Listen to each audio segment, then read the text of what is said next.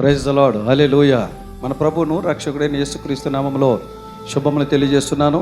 అందరూ బాగున్నారు కదా? మరొకసారి పరిశుద్ధాత్మ దేవుడు ఈ ఉదయకాల సమయంలో ఆదరణ గడియ అనేటువంటి దైవిక కార్యక్రమం ద్వారా మిమ్మల్ని మీ కుటుంబాన్ని దర్శించడానికి దేవుడు నాకు ఇచ్చిన కృపను బట్టి దేవుడికి వందనాలు చెల్లిస్తున్నాను. దేవుడు మిమ్మల్ని మీ కుటుంబాన్ని దేవుడు ఆరోగ్యాలతో దీవించునగాక. మంచిది, రండి దేవునికి వాక్యం విందాం. మీ కొరకు ప్రార్థన చేసినప్పుడు ఈరోజున దేవుడు ఒక చిన్న వాక్యాన్ని దేవుడు ప్రేరేపించాడు. ఈరోజు దేవుడు మనతో మాట్లాడాలనుకున్న అంశం ఏంటంటే, పరిశుద్ధాత్మ దేవుడు బైబిల్లోంచి ఒక భక్తుడికి చేసిన ప్రార్థన నేను మీకు చెప్పాలని ఆలోచన కలిగినాను. మనందరికీ తెలిసినటువంటి దేవునికి ఇష్టానుసారమైన కుమారుడు దావీదు గారు చేసిన ప్రార్థన గురించి నేను మీకు చెప్పాలనుకుంటున్నాను. దావీదు గారు చేసిన ప్రార్థన ఏమిటి, ప్రార్థనలో దేవుణ్ణి ఏమడిగాడు అన్న విషయాల్ని నేను మీకు గుర్తు చేస్తా, జాగ్రత్తగా గమనించండి.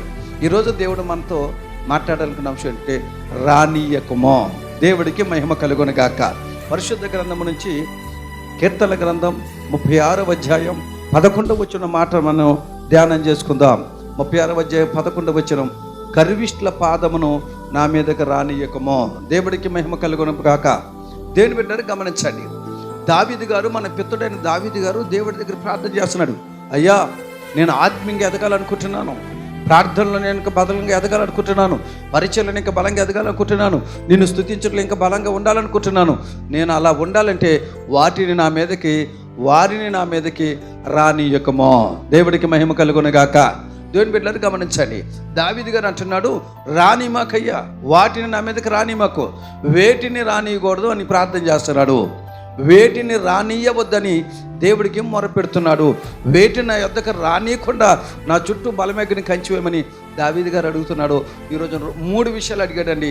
ఆయన 3 విషయాలు అడిగాడు. వీటిని రానియొద్దని, వేటిని రానియొద్దని అడిగాడు. వాటిని ఈరోజు మీరు కూడా రానియొద్దు అని అడగండి. రానీకయ్యా ప్రభు అని అడగండి. దేవుడు వాటిని రానియకుండా ఆత్మీయంగా దేవుడు మన బలపరచునుగాక. వేటిని రానియొద్దని దావీదు గారు కీర్తనలు అడిగాడు. మొదటిగా చూద్దాం.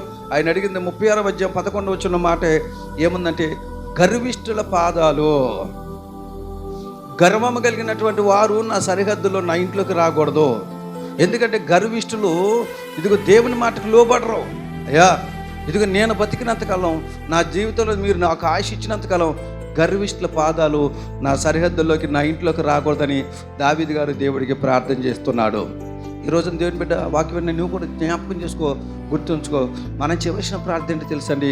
అయ్యా, పలానా వాళ్ళ పాదం, వాళ్ళు మంచి మనసు కదయ్యా, వాళ్ళు గర్విష్ఠులు అయ్యా, మూర్ఖంగా ఉంటారు, వాళ్ళని ఎద్దకు రానిమాకని దావీదు వల్లే మనము ప్రార్థన చేయాలి. ఒకటి, ఏమి రానియకూడదని ప్రార్థన చేయాలో తెలుసండి? గర్విష్ఠులు నా ఎద్దకు రానియకుండా కాపాడు ప్రభు అని చెప్పి మనం ప్రార్థన చేయాలి. రెండవది, ఎవరిని రానియకూడదు అని మరి లేఖనాలు మనం పరిశీలన చేస్తే సామెతల గ్రంథంలో ఒక మాట 4వ అధ్యాయం 24వ వచనంలో మాట ఏంటి తెలుసండి? నీ నోటి వెంట కుటిలమైనటువంటి మాటలు రానియకమో. దేవుడికి స్తోత్రం. రెండవది, మనం రానియొద్దు అని మనం అడగవలసింది ఏంటి దేవుని దగ్గర ఏంటో తెలుసండి? కుటిలమైన మాటలు రానియొద్దని దేవుణ్ణి అడగాలి. ఈ రోజున దేవుని మందిరానికి వెళ్తూ మన నోటి వెంట మంచి మాటలు రావట్లేదండి, ప్రేమ కలిగిన మాటలు రావట్లేదు, ఆశీర్వాదంతో కూడిన మాటలు రావట్లేదు, కుటిలమైన మాటలు.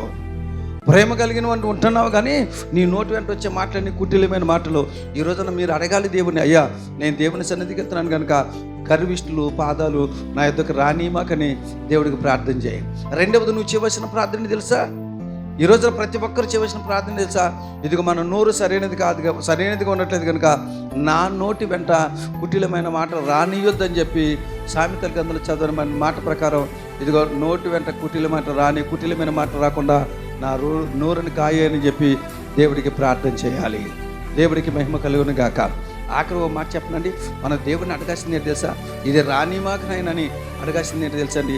పరిశుద్ధ గ్రంథం నుంచి మనం చూస్తే సామెతల గ్రంథం 6వ అధ్యాయం 4వ వచనం మాట ఏంటి తెలుసా? కన్నులకు నిద్రైనను కునుకైనను రానియకమో. దేవుడికి మహిమ కలుగును గాక. నా కన్నులకు కునుకైనను నిద్రైనను రానిమకని భక్తుడు కోరుకుంటూ ఉన్నాడు. ఈ రోజున ఖచ్చితంగా ఈ 3 దేవుడిని అడగాలి మనం ప్రార్థనలో. అయ్యా, నేను దేవుని సన్నిధిలో వెళ్తున్నాను, గర్విష్ఠులైన పాదాలు, ఒకవేళ ఆ గర్విష్ఠులో నా స్నేహితులు ఉండొచ్చు, నా బంధువుల్లో ఉండొచ్చు, వారి పాదాలు నా యొద్దకి రానియమాకు. రెండవది మనం చేయవలసిన ప్రార్థన తెలుసా? అయ్యా, ఇదిగో కుటిలమైన మాట నా నోటి వెంట రాకుండా కాపాడు, రానిమకని దేవుణ్ణి అడగాలి. మూడవది, ఏమి రానియకూడదని అడగాలి తెలుసండి. నా కన్నులకు నిద్ర కునుకు రానియకుండా కాపాడని దేవుడిని అడుగు. ఎందుకంటే ఈరోజు నిద్రపోయే రోజులు కాదు, ఎప్పుడు ఏ ఆపద వస్తుందో మనకు తెలియదు. మన కన్నులు తెరిచి ఆకాశం తట్టు మన కన్నులు ఎత్తి దేవుడికి మొరపెట్టే రోజులు కనుక దేవుడిని అడుగు, రానియొద్దు అని అడుగు. దేవుడికి మహిమ కలుగును గాక. ఈ రోజు నుంచి నేర్చుకో, రాని మాకు నాయన. దావీదు గారు అడిగినట్లు గర్విష్ఠైన పాదాలను ఎంతకు రాని మాకు. రెండవది, కుటిలమైన మాటలు రానియొద్దు. మూడవది, నా కన్నులకు నిద్రైన కునుగా రాని మాకు. అడగండి, రానియకుండా దేవుడు నిన్ను నీ కుటుంబాన్ని కాపాడి దీవించునుగాక. ప్రార్థన చేసుకుందాం. తలలోంచండి. ప్రేమగల మా తండ్రి, నీ స్తోత్రాలు. ఎత్తబడిన వాక్యాన్ని బట్టి నీకు స్తోత్రం. వాక్యం ప్రతి ఒక్కరు ఫలింపచేయండి. ఈరోజు వాక్యమైన పిల్లలు ఏమి రానియకూడదని ప్రార్థన చేయమని చెప్పారు వాక్యం ద్వారా.